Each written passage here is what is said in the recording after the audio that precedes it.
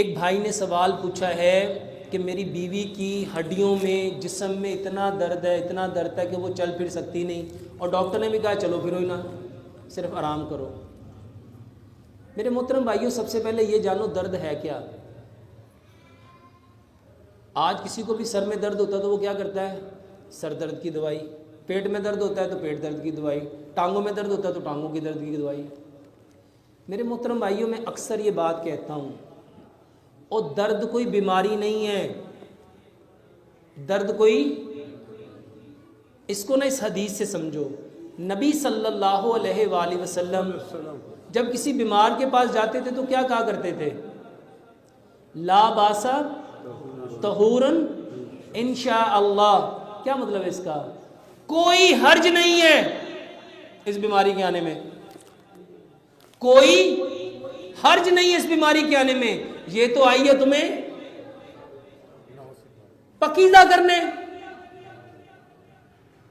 अगर इसकी वाइफ को दर्द है तो नबी सल्लल्लाहु अलैहि वसल्लम अगर होते तो जाके क्या कहते, कोई हर्ज नहीं है इस बीमारी के आने में, ये किस लिए आई है, तुम्हें पकीज़ा करने। मेरे मोहतरम भाइयों, हम उस पकीज़ की तरफ जाते ही, इसको एक और मिसाल से समझो। आप गाड़ी में जा रहे हो, आपकी गाड़ी का फ्यूल ख़त्म हो रहा है और आपकी गाड़ी ने ब्लिंक करना शुरू कर दिया, वो सायरन बजता है, टू टू टू टू टू टू, और लाइट जलना शुरू हो जाती है। अच्छा, वो किस लिए लाइट जली और सायरन क्यों बजा,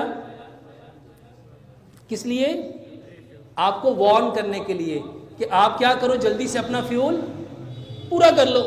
अब आप क्या करते हो, अक्लमंदी का मुजाहरा, उस तार को खींच के उसको बंद कर देते हो और आप कहते हो देखा मैंने शोर बंद कर दिया, मैंने शोर। अच्छा, अगला फ्यूल स्टेशन है 5 किलोमीटर के बाद, और उसके बाद जो फ्यूल स्टेशन है वो है 200 किलोमीटर के बाद, और आपकी गाड़ी में ये सायरन उस वक्त बजता है जब उसमें कोई 4-5 लीटर फ्यूल रह जाता है। अच्छा, आपने वो तार खींच दी और आपकी गाड़ी 40 किलोमीटर आगे चली गई, बताओ फ़ायदा होगा कि नुकसान होगा। मेरे मोहतरम भाइयों, दर्द अल्लाह की तरफ से अलार्म है, दर्द अल्लाह की तरफ से अलार्म है कि जिस्म में कोई प्रॉब्लम हुई, उस प्रॉब्लम को ठीक करो। ये सर दर्द ऐसे नहीं होता, और इसको ना समझिएगा, एक हदीस से समझिएगा। नबी सल्लल्लाहु अलैहि वसल्लम ने फरमाया, जब कोई शख्स किसी की तीमारदारी के लिए जाता है, सुबह को गया तो शाम तक कितने फरिश्ते उसके लिए दुआए मग़फ़िरत करते हैं, 70,000। और ये कहानी है कि हकीकत है, पक्की बात है। अब सोचो कि एक शख्स गया और 5, 10, 15, 20 मिनट बैठा और उससे उसका हाल हवाल पूछा और चल दिया। फिर एक और शख्स आया, 2 आए, 4 आए, 10 आए, 10 लोग आए। अच्छा, वो चले गए, कितने फरिश्ते उनके लिए दुआए मग़फ़िरत करेंगे, 7 लाख। अब सोचो कि जिसकी दुआए मग़फ़िरत, जिसका पता लेने आए थे, उसको क्या मिल रहा होगा, उसको क्या मिल रहा होगा। अब जिसकी वजह से 7 लाख फरिश्ते, इनके लिए 10 लोगों के लिए 70,000 फरिश्ते दुआए मग़फ़िरत कर रहे हैं, तो जिसकी तीमारदारी की जा रही है उसके लिए क्या होगा। और मेरे मोहतरम भाइयों, मुसीबत ये पड़ी कि आप लोगों को डॉक्टरों ने इतना डरा दिया, इतना डरा दिया, इतना डरा दिया कि आज आप डर डर के वो जो आपके लिए रहमत थी। आपको पता है कि नबी सल्लल्लाहु अलैहि वसल्लम ने फरमाया, जब बीमार के पास बैठो तो वहां दुआ करो, वहां दुआ करो, क्योंकि उस वक्त तुम अल्लाह के बागों में से एक बाग में होते हो। और हम जाके वहां क्या कर रहे होते हैं, मायूसी, उदासी, परेशानी, दुख, दर्द। नबी सल्लल्लाहु अलैहि वसल्लम ने बीमार के पास जाके क्या फरमाया, मेरे मोहतरम भाइयों, ये दर्द नहीं है, ये हकीकत में कुछ ऐसा हुआ है जिससे रब आपको बचाना चाहता है। आप अपनी बॉडी में जिस चीज की कमी हुई है या ज्यादती हुई है उसको ठीक करो। और हम एजुकेटेड स्टूपिड क्या करते हैं, पेन किलर। वो पेन किलर क्या करती है, आपने दवाई खाई और जहां दर्द हो रहा था उसने उसको सुला दिया, उस सेंस को लेस कर दिया। ये इलाज किया कि बर्बादी की है? क्या किया है? मेरे मोहतरम भाइयों, मैं नहीं जानता कि उस बहन को क्या प्रॉब्लम है, लेकिन मुझे इतना पता है कि अगर ये प्यारे पैगंबर जनाब मोहम्मद सल्लल्लाहु अलैहि वसल्लम के तरीके को मान लेंगे तो सवाए खैर के इनके दामन में और कुछ आने वाला। दर्द की सूरत में दवाई खाने की बजाय दूध लो। क्या लो? दूध। उसमें आधी चाय की चम्मच हल्दी डालो, आधी चाय की चम्मच दालचीनी डालो और आधी चाय की चम्मच सौंफ डालो और एक इलायची डालो। उसको इतना पकाओ मट्टी के बर्तन में कि 1 गिलास पौना रह जाए। फिर उसको उतार के उसमें या शहद मिला लो या गुड़ मिला लो। ये सुबह भी पिलाओ, दोपहर भी पिलाओ, शाम भी पिलाओ। बताओ जब ये चीज़ें इसके बदन में जाएंगी बीमार करेंगी कि फ़ायदा करेंगी? इसको सबसे पहले समझना है। दूध क्या करेगा? उसकी हड्डियों को ताकत देगा। दूध एक मुकम्मल ग़िज़ा है, वो हड्डियों को भी ताकत देगा, पट्ठों को भी ताकत देगा। हल्दी क्या करेगी? हल्दी के अंदर अल्लाह ताला ने एक वक्त में न जाने क्या क्या भर दिया। वो एंटीऑक्सीडेंट भी है, एंटीपायरेटिक भी है, एंटी इन्फ्लेमेटरी भी है।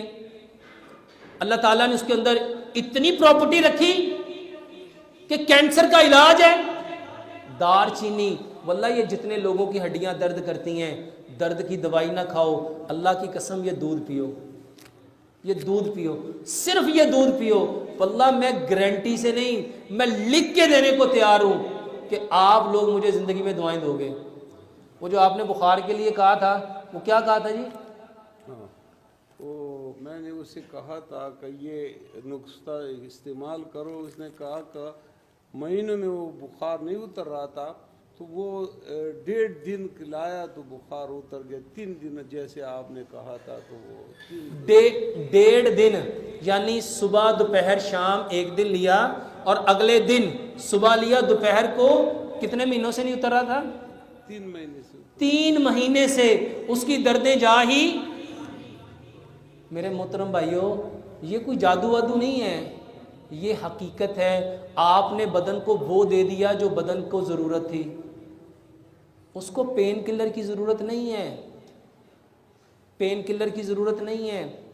आप उसको सिंपल क्या करो, देखो कोई भी बीमारी है, ये 5 काम कर लो। कोई भी बीमारी है, खाना मट्टी के बर्तन में बनाओ, सरसों के तेल में बनाओ, चीनी की जगह गुड़ लो, पत्थर वाला नमक लो और आटा पत्थर की चक्की का पिसा हुआ लो।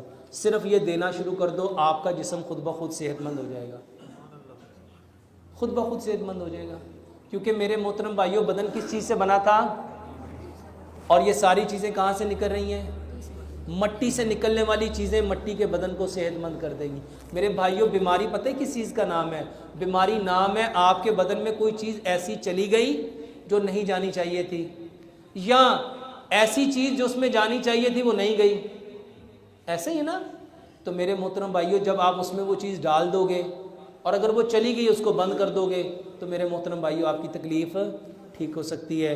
दर्दों के लिए दवाइयाँ, पेन किलर, वल्लाह एक आम दवाई बताने लगा हूँ। हर बंदा जिसको दर्द होती है वो पैनाडोल खाता है, पैनाडोल। सर दर्द होता है वो डिस्प्रिन खाता है। ये दोनों दवाइयाँ, ये जो डिस्प्रिन है ये आपके खून को इतना पतला करती है, इतना पतला करती है, इतना पतला करती है, इतना पतला करती है कि आपका जो INR है ना मेरे भाइयों, वो भी डिस्टर्ब हो जाता है। और पैनाडोल जो खाता है ना, ये जितने लोगों के जिगर ख़राब हो रहे हैं, ये जितने लोगों के जिगर ख़राब हो रहे हैं, ये जिसको आप लोग hepatitis A, B, C, D, E कह रहे हो, ये आपके पैनाडोल का मरहून मिन्नत है। ये जिगर की ख़राबी की सबसे बड़ी वजह, ज़रा सोचो, अकल के नाखून लेना। इंसान अशरफुल मखलूक़ात है कि कुत्ता? आज तक आपने कभी सुना कि कुत्ते का जिगर ख़राब हो गया? कभी बिल्ली के गुर्दे ख़राब हो गए? कभी आपने सुना कि ये 50 गाय इसलिए यहाँ जमा की गई हैं, इनको डायलिसिस होते हैं? पूरी दुनिया में बीमार कौन है? क्यों? क्योंकि मेरे भाइयों वो जानवर जो है ना, आप शेर के सामने बेहतरीन गोश्त धो के साफ सुथरा करके पीसीस करके प्लेट में डाल के रखो, खाएगा? आप एक बकरी के सामने बेहतरीन किस्म की फुल स्पाइसी बिरयानी बना के रख दो, वो खाएगी? क्यों? क्योंकि उनको पता है हमने क्या खाना है। ये पूरी दुनिया में जाहिल हम हैं जिन्हें नहीं पता कि क्या खाना है। एजुकेटेड स्टूपिड हैं हम। देखो अल्लाह ने कुरान में जिन चीज़ों को हम पे हराम किया और डॉक्टर ने जिन चीज़ों को हमसे मना किया, सच बताओ डॉक्टर बड़ा है कि अल्लाह? आप डॉक्टर के पास गए, डॉक्टर ने कहा तुम्हारी शुगर 500 से ऊपर चली गई, अब मीठा खाना। अच्छा सच बताओ, मीठा बंद करते हो कि हर वो चीज़ बंद कर देते हो जिसमें मीठा होता है?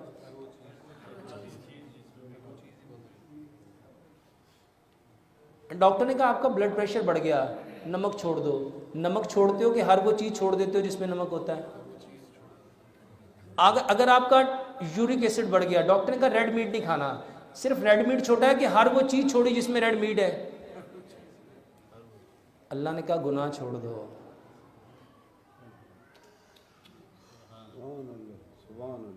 किसने छोड़ा? बड़ा कौन है?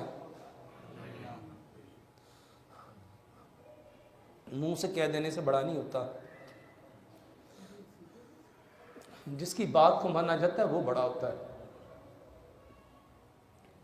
मेरे मोहतरम भाइयों, अपने आप को धोखा ना दो, अपने आप को धोखा ना दो। डॉक्टर के कहने पे अल्लाह की हलाल चीज़ों को छोड़ देते, अपने रब के कहने पे हराम को नहीं छोड़ते। इसलिए बीमार है, सिर्फ इसलिए बीमार है। एक बार सच्चे दिल से, जितनी मर्जी बड़ी बीमारी है, अपने रब को पुकार के देखो। मेरे मोहतरम भाइयों, जब डॉक्टर आपको जवाब दे देते हैं ना, और जब वो कहते हैं कि अब इसका कोई इलाज है, तुम्हें उस वक्त अल्लाह क्यों याद आता है? सर दर्द में अल्लाह क्यों नहीं याद आता? पेट के दर्द में अल्लाह क्यों नहीं याद आता? टांगों में दर्द में अल्लाह क्यों नहीं याद आता? जब सारे डॉक्टर जवाब दे देते हैं, फिर मुसल्ले पे आ जाते हो। नबी सल्लल्लाहु अलैहि वसल्लम को जब कोई तकलीफ आती थी, आप कहाँ जाते थे? हम क्यों नहीं जाते? हम क्यों नहीं जाते? मेरे मोहतरम भाइयों, हम बीमार सिर्फ इस वजह से हैं, हमने वो चीज़ें छोड़ी हैं जो अल्लाह ने हमारे लिए अपनाई थी। और ये दर्दों के लिए वल्लाह दवाइयाँ ना खाओ, 5 फल लो, 5 सब्जियाँ लो और 5 ही ड्राई फ्रूट लो। बेशक एक एक दाना ले लो। 5 फलों को छोटा छोटा काटो, 5 सब्जियों को छोटा छोटा काटो। वो सब्जियां लो जो गाजर है, मूली है, चकंदर है, शलजम है, खीरा है, प्याज है, टमाटर है, बंद गोभी है, सलाद के पत्ते हैं जिसका सैलड बनाते हो। और 5 फल लो, इनको छोटा छोटा काटो। 1 दाना बादाम का लो, 1 काजू का लो, 1 पिस्ते का लो, 1 अखरोट का लो। थोड़े से उसमें 2-3 चुटकियाँ चारों मगज़ डालो, 2-3 चुटकियाँ उसमें सफ़ेद तिल डालो, इसको मिक्स कर लो। मेरे मोहतरम भाइयों, जिसको दर्द है इसको 10 दिन ये खिला के देखो, खिला के देखो। मेरे मोहतरम भाइयों, जब 15 चीज़ें ताकत की उसके अंदर जाएंगी, दर्द रहेगी? उसको तो दर्द इसलिए हो रही थी, उसको ताकत चाहिए थी, और तुमने ताकत देने की बजाय क्या दे दिया? Pain killer. मेरे मोहतरम भाइयों, कभी पेन ठीक नहीं हो सकता।